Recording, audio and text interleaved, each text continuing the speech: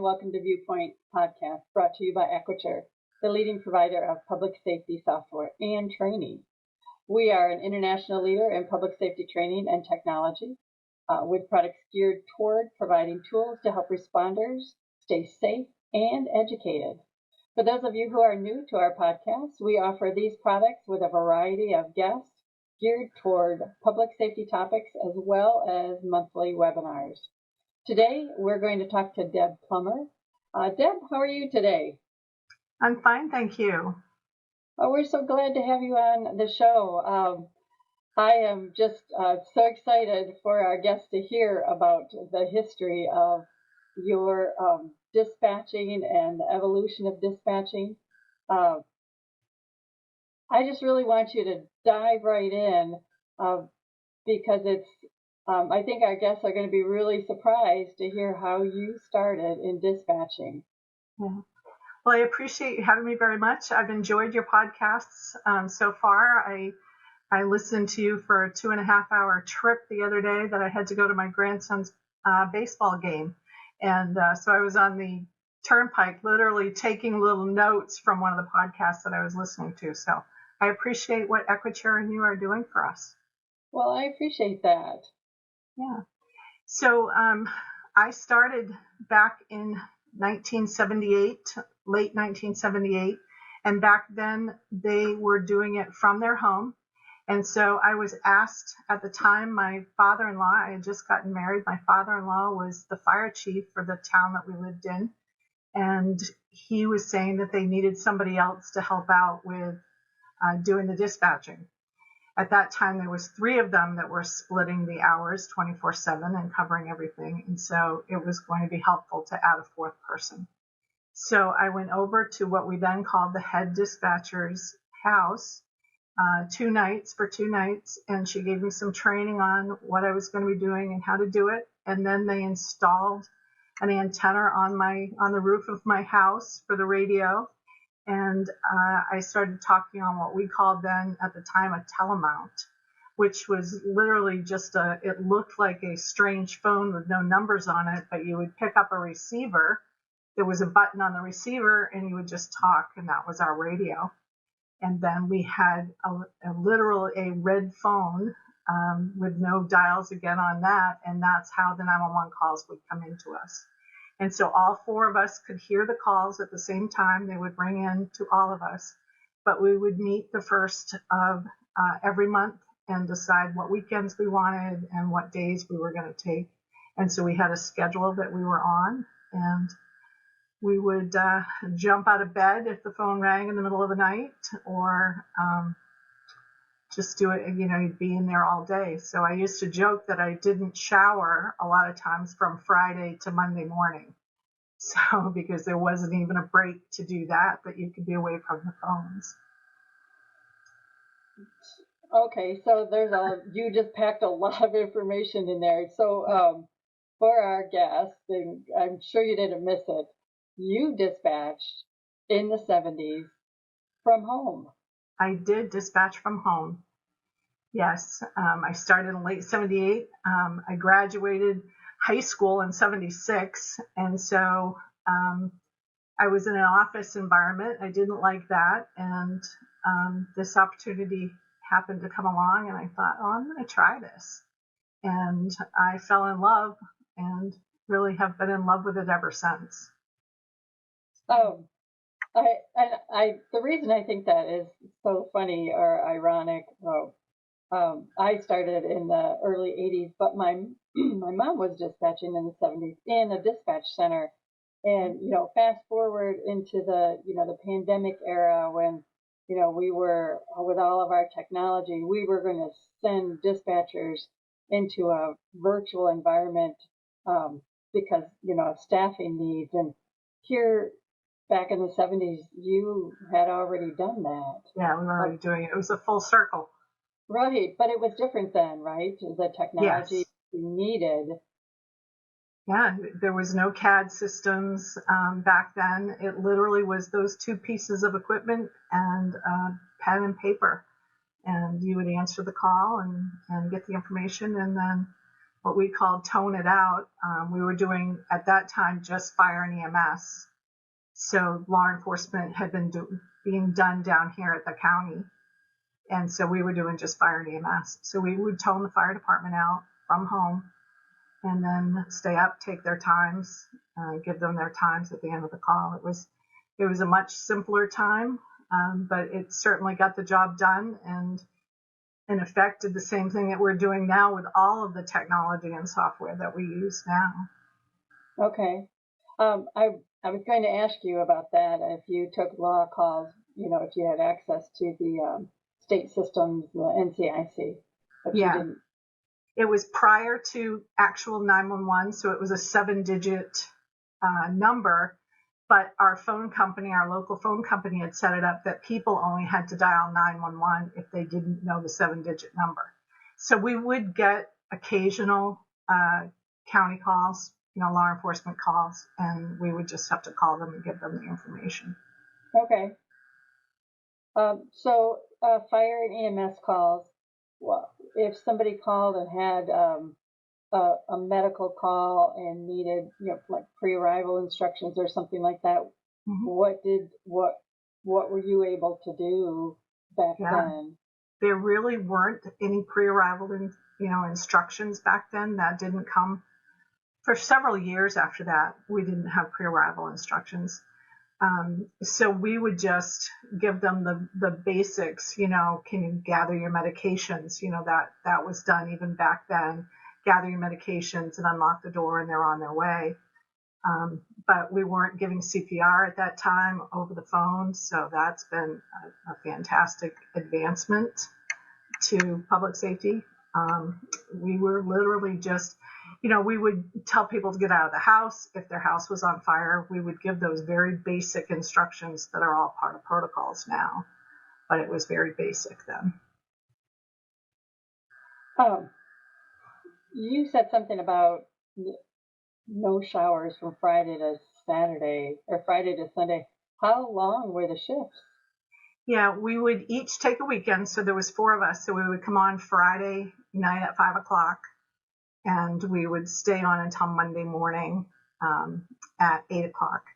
And then from 8 to 5 on Monday through Friday, there was a secretary that worked out of our fire station for the sheriff's department. She was a sheriff's department secretary, and she would do our Naples fire and rescue calls during the day, Monday through Friday. And then we would take over in the evening, do the overnights, and then weekends. So we would each take 1 or 2 nights a week, and then we each took 1 full weekend per month.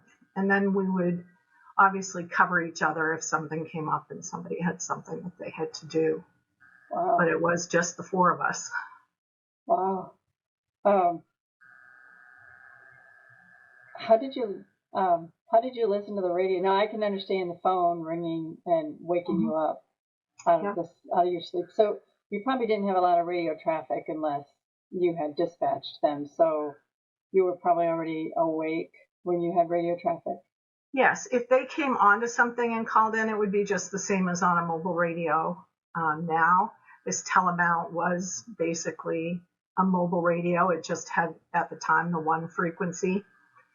So we would tone out the calls and then, communicate with them.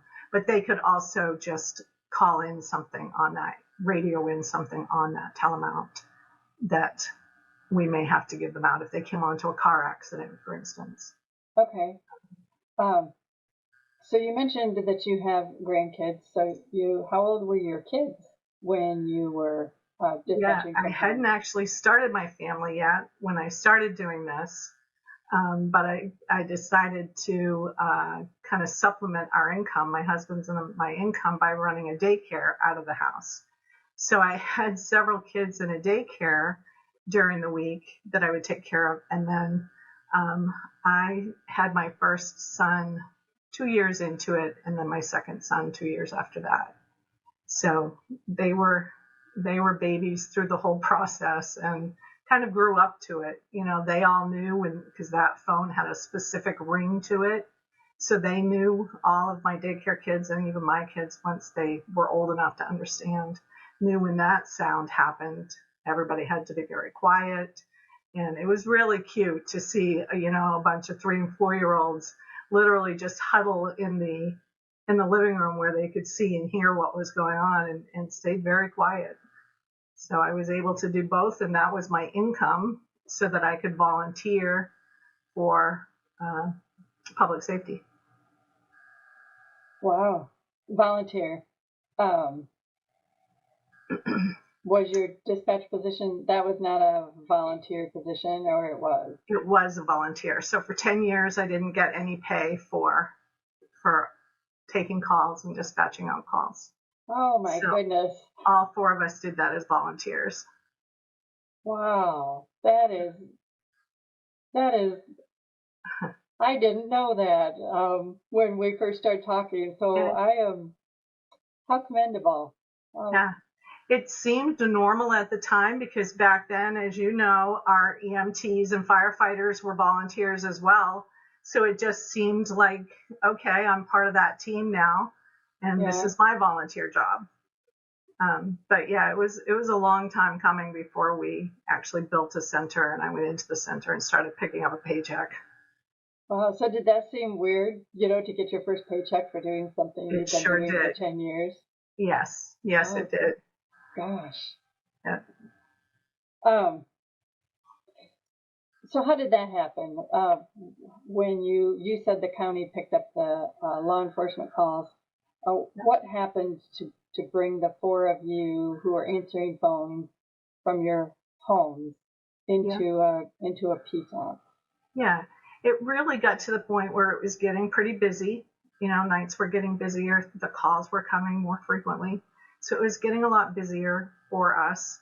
And we had town meetings at that time. That's annual town meeting is how they would come up with the budgets for everything. And so the fire chief at the time proposed that it was time to bring it over to the fire station, which is where they built the comm center, and start paying people. And the town really almost unanimously agreed to that. They agreed that we'd been doing it for a long time at no cost to the town, and it was time to change that. So they took a few months and built onto the side of the fire station.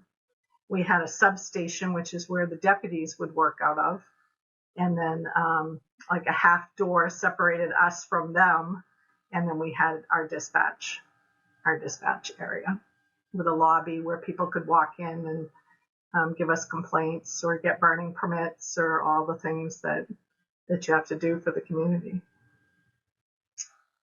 In those early days, do you have specific calls or incidents that just really stuck out in your memory? Yeah, I have 2, honestly, that I'm very proud of and that stuck out. And of course, we didn't have number, location, any location information. Right. And I did take one call that the woman was had recently had a stroke, and I could understand enough to hear her say that her house was on fire. And I tried to get her name out of her, and she said her husband's name. And fortunately, I knew somebody who had had a stroke recently, and I knew that was their husband's name. And so I gave the last name, and she said yes. And so I had her get out of the house, and it was a fully involved structure fire. And so I did that literally just by knowing the townspeople, knowing what was going on and what was happening in town. And so I'm really proud of that, that call happened to come to me, and I recognized, her voice and what she was saying. And then the other call that I took, a little different than that. I took a boating accident because we live in a very lakes region. That's what our school is called, is Lakes Region. So we have a lot of lakes around us. And I had woken up, I think it was about 1 a.m. to the phone ringing. And it was a speedboat that had cut through a pontoon boat. Both had a lot of people on it. So we ended up with that call. It was in a really rough area for us for radio traffic. We had a lot of dead zones down there, and we had just the one ambulance at the time. So it meant me dispatching that, but then also contacting several other towns and communities. We ended up with, I think, 8 ambulances down there at the time, plus the law enforcement and our warden service and everything that goes with it, and looking for people in the water. And it was just a call that was very intense at the time. But again, I was very proud of it and was recognized for it, that there was a lot of moving parts to it that you're literally doing from your kitchen, with very few resources that we have today. But that's a call that I'm very proud of. So the red phone that you're talking about, it was one of the old, hand set, right? Yes. Okay. Did it have a dial on it? No, you couldn't dial out. It would only ring and you could answer it. So it wasn't anything you could dial out on. Okay. I only ask that because, when those calls are coming in, I'm just envisioning you, sitting in your kitchen. Were you ever able to unplug it? No. Okay. No, because you wanted to be backup for those other 3 gals that were doing it, just in case, one of them overslept or, slept through a call. So I would always jump up, whether I was on duty or not, and go pick up the phone and listen, make sure everything was okay. And then I would, hang up the phone and let them continue doing it. But I always felt like we were there to cover each other's backs as well, just to make sure that nothing happened, Yeah. So I think about that.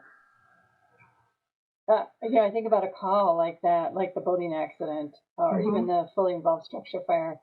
All of the things we do now, as you're aware of, in a modern PSAP, and the tools you had then, it's just so different. And, I think about our center here, and we can have anywhere from 6 to 10 people working any given shift. And so a structure fire for them, everybody has a role and everybody is helping out with that call.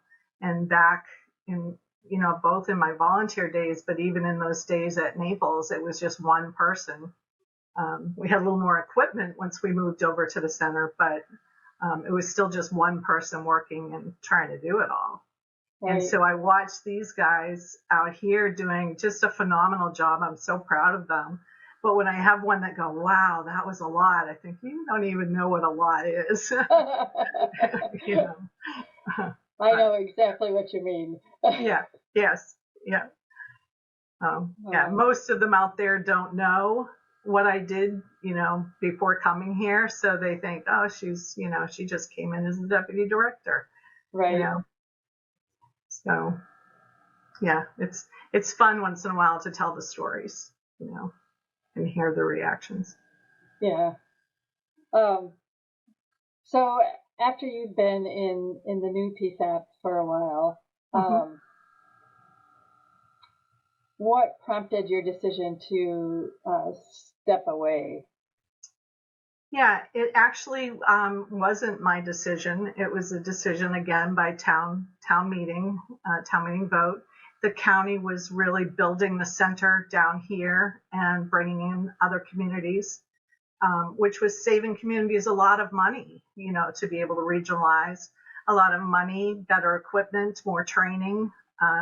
So I was very much in favor of regionalization, just hoping that it would never happen specifically to us. Right. I served on the board of directors for Cumberland County's Comm Center while I was still at Naples. I helped with that. I was on that for, I think, 6 or 7 years, helping them to grow. But then, it happened, and we became one of the statistics of a comm center that was closing and coming down here. And again, I had really mixed feelings about it.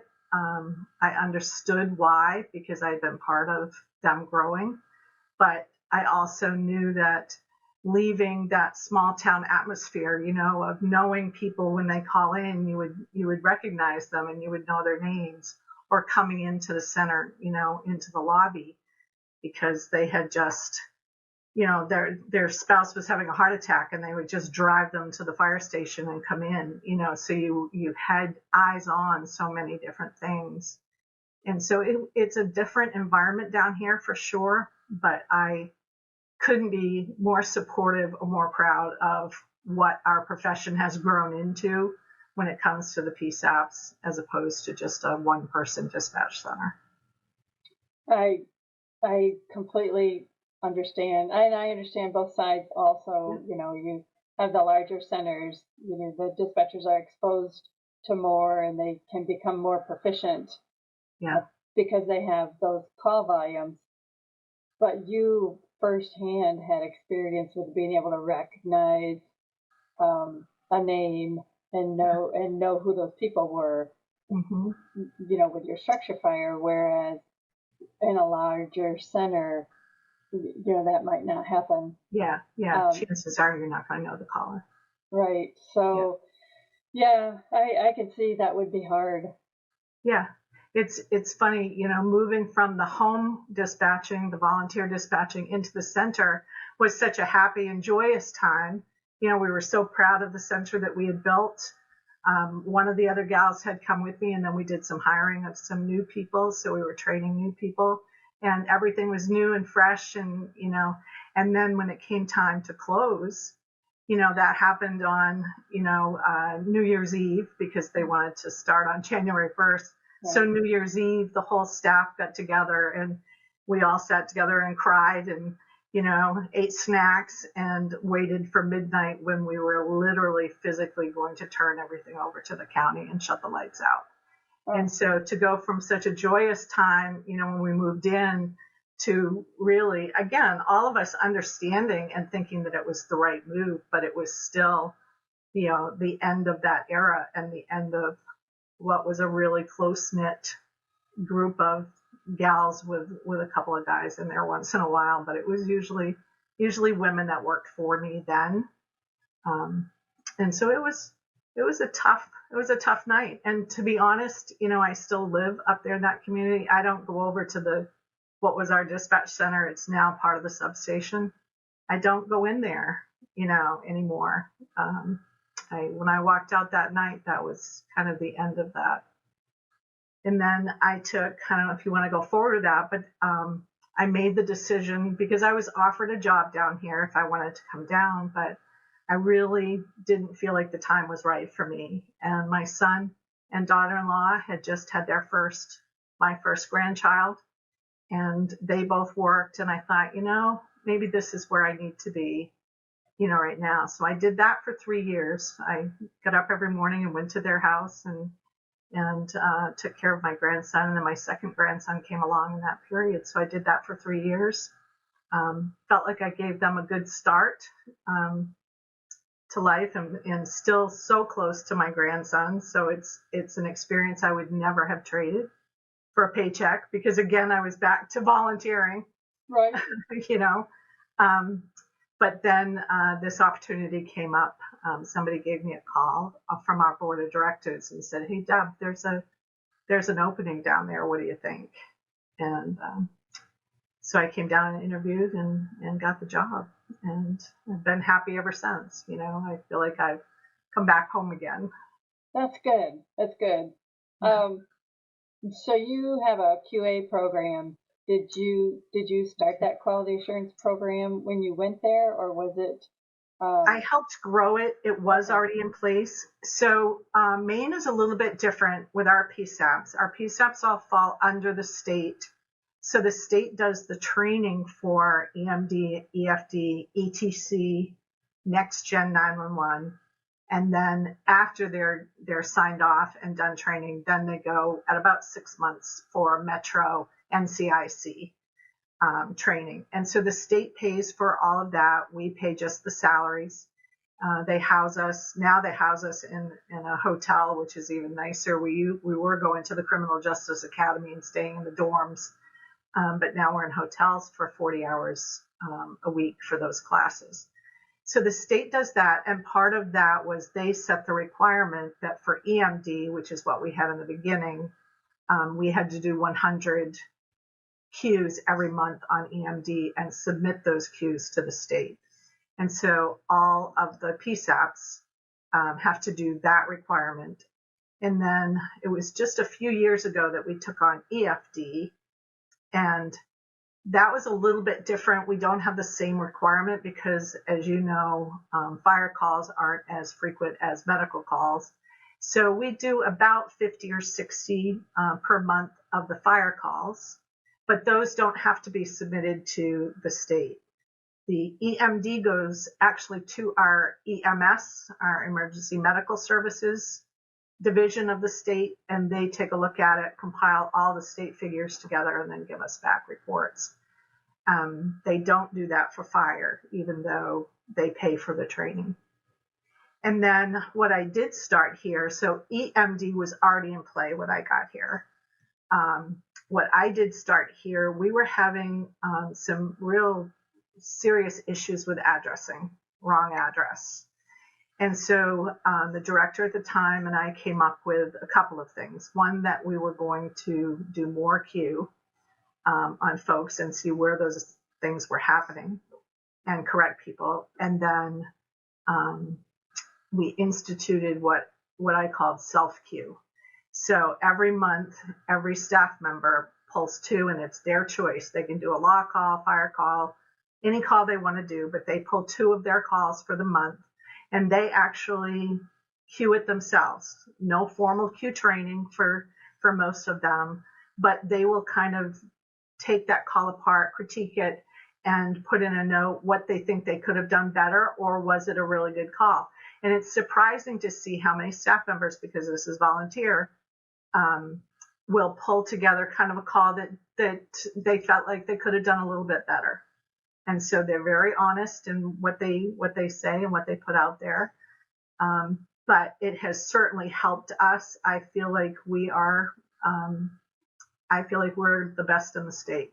And I think part of that is because of our quality assurance, and that it is accepted from the very newest person here right through to the director. They all enjoy getting that feedback. They're not afraid of the feedback.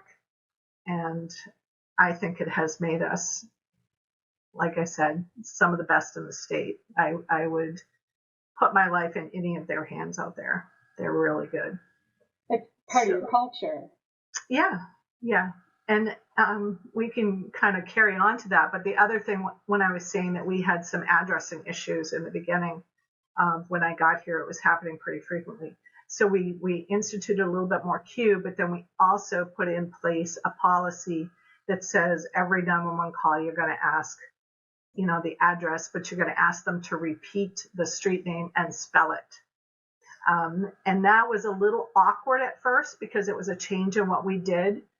But there was another call in the state that was a very similar sounding road name. I think everybody has experienced this street name, and they ended up sending someone to the wrong side of town, and it ended up being a fatal call.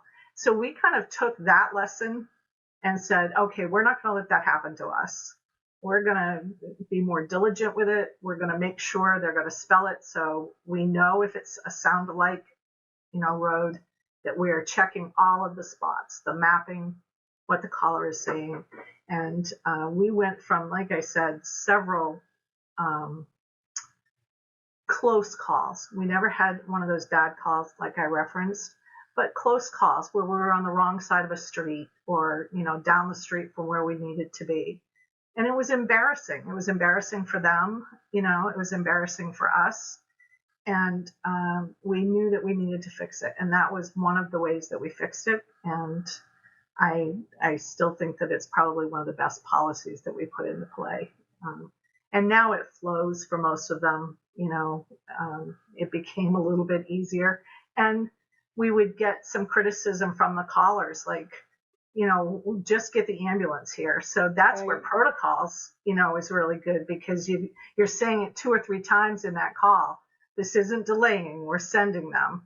They're already on their way. So even, our customers, as I call them, our customers got used to, okay, I'm going to repeat it and spell it and get that done. And so.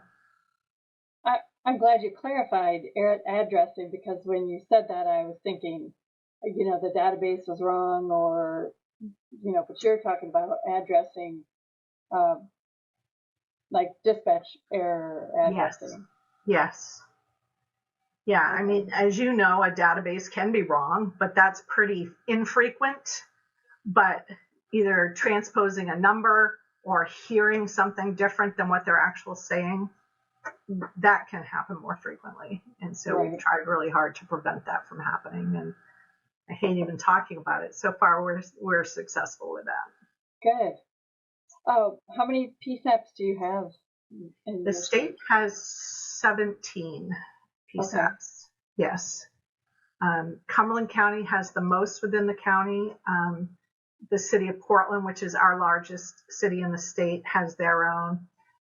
We've got a couple of other larger municipalities that have their own.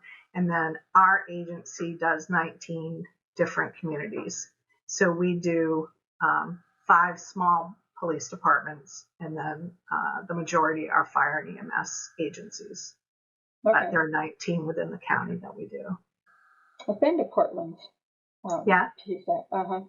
Yeah. Years ago when I was on the NINA Institute board. Yeah. We're very similar in call volume and staffing, but they're doing literally just Portland, South Portland, and Cape Elizabeth, which are 2 smaller towns, and then Portland is a big community. So, all of ours together equal about the same amount that they're doing with 1 or 2. So, and we do it with about the same amount of staff. So I really like the idea of the voluntary quality assurance. So, in your experience doing quality assurance, what are reasons people don't do QA? What I hear from others, because not everybody is as good at ours, have to be in on the 15th of the month, for instance, and there are some agencies that don't get them in on time. I don't want to squeal on them, but my understanding is a lot of that is staffing now. Some of it is call volume, because we all really ramp up June, July, August, September. It gets a lot busier, so you're doing it with the same amount of staff, so you don't have as much downtime to do it. And I would say the other thing is they're trying to do it with just 1 or 2 queues. And we're a little bit different here. We put out anytime there's a queue class who would like to be a queue.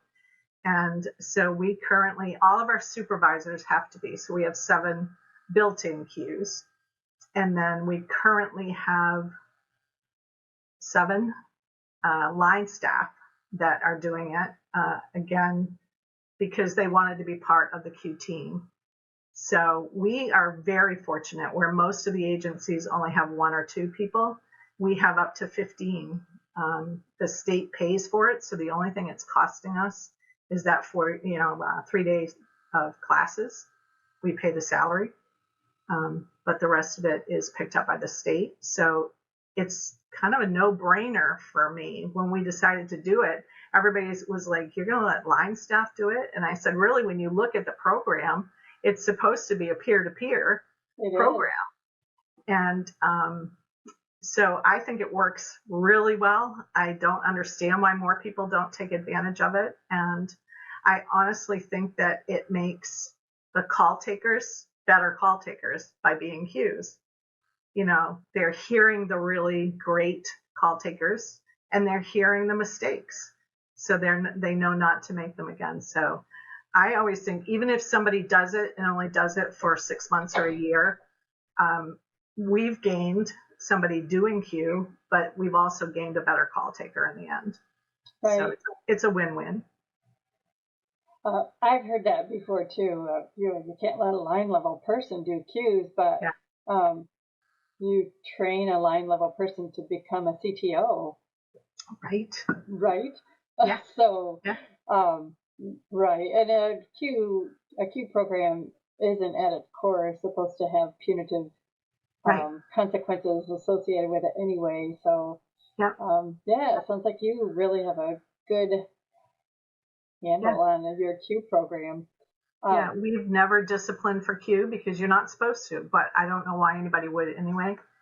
And then I will also say we use a software program that I just love called Guardian Tracker. And that allows us to put their actual incident report into Guardian Tracker so they can get in there and look at it and see what the queue is talking about.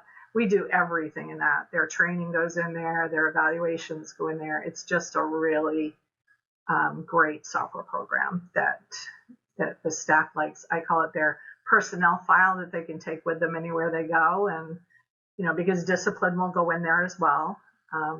So it's a little bit of everything in there, and all of their queue goes in, so they get to read it at their leisure. But again, we try really hard to get the feedback to them as soon as possible after a call. We try not to delay that, because I think it also not only does it give them good feedback, but it also gives them closure sometimes. If they go home wondering, geez, did I do everything I could have done to that call? Especially if it has a bad outcome, it gives them a little bit of closure to know, okay, yes, one of our professionals in the Q program is saying, yes, you did everything that you could do for that caller. And so there's some closure there. How, with that many queues, how do you keep them all on the same page, to queue similarly? Yeah, I have one of our supervisors that I adore, because that is her passion as well. So she helps me by doing the reports and keeping everybody in line and telling people what their numbers are to be done for that month. So it helps me a lot. She's also a Q. So it helps me a lot. And then she'll just report back to me what she needs, which is really nice. I'm smiling because I'm just thinking back to your story of where you started, and there certainly was no Q program then. Did you ever get feedback? The feedback that you got then at home, no, there was really little feedback at home. Once we got into the Naples site, the feedback was in person, because that's where the deputies or, the fire and EMS people would land after the call. They'd come in and do their reports in the office with us. And so you could really have timely, it was really before HIPAA was a big deal. Yeah. And you could actually have a conversation and talk to them about it, which I feel is what kept me on that path of wellness before wellness was a big deal. You could talk that call out really that same day or night and have some closure, and you're ready to move to the next one.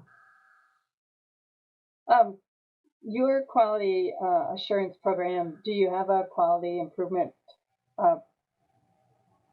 piece incorporated into it, do you? Yes, we do performance improvement plans.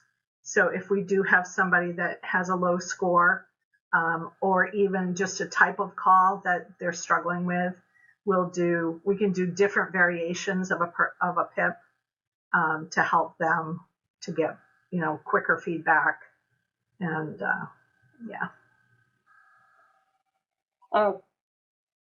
So you do that. But you also do the regular training program. Is that correct?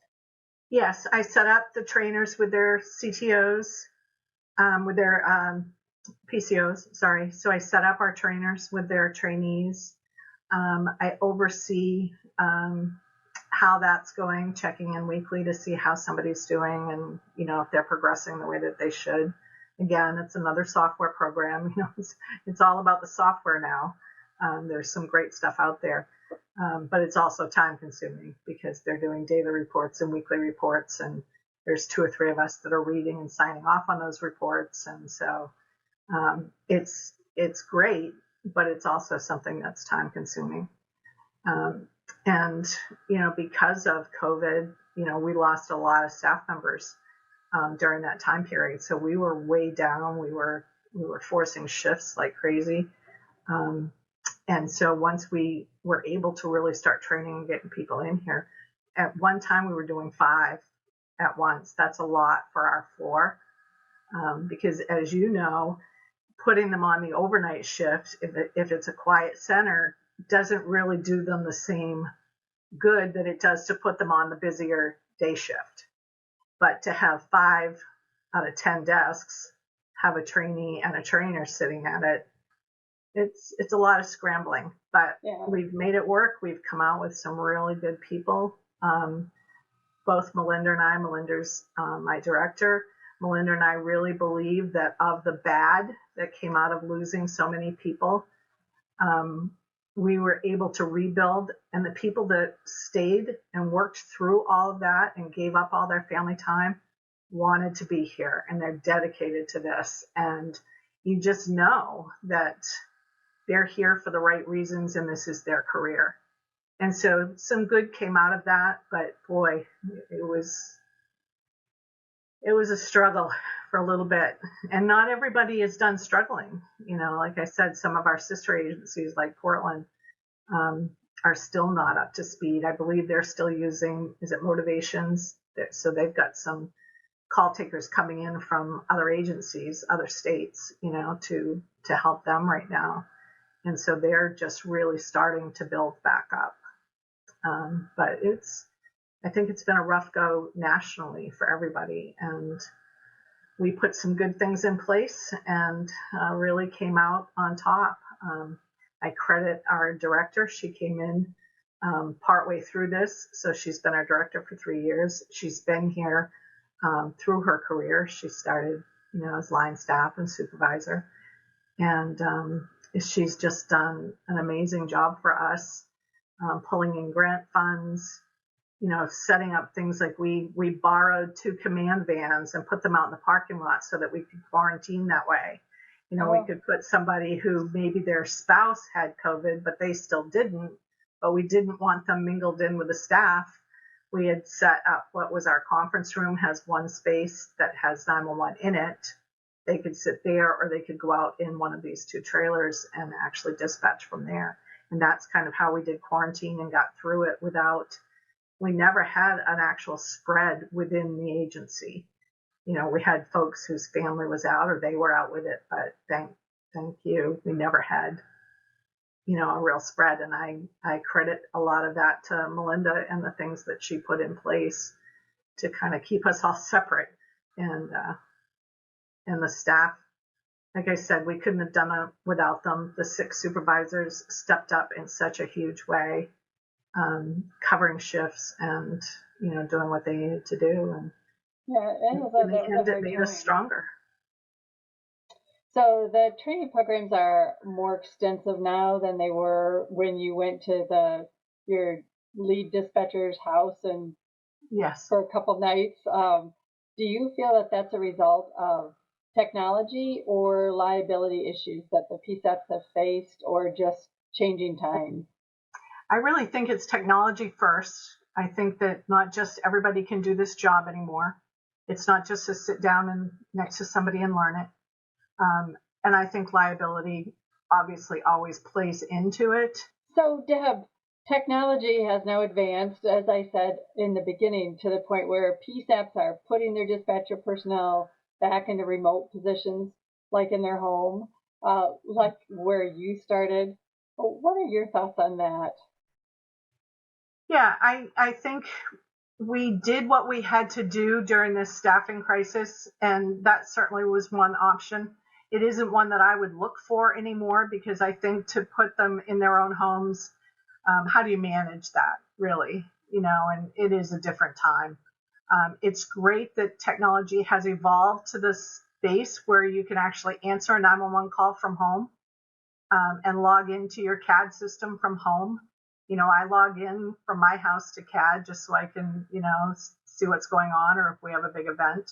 So it's great that you have all that. You know, I can hit my Equiture and I can listen to recordings from home and do Q from home. That's all great, but I think that you need to be in one space, working off each other, working as a team. I think that's the way it needs to work. All right.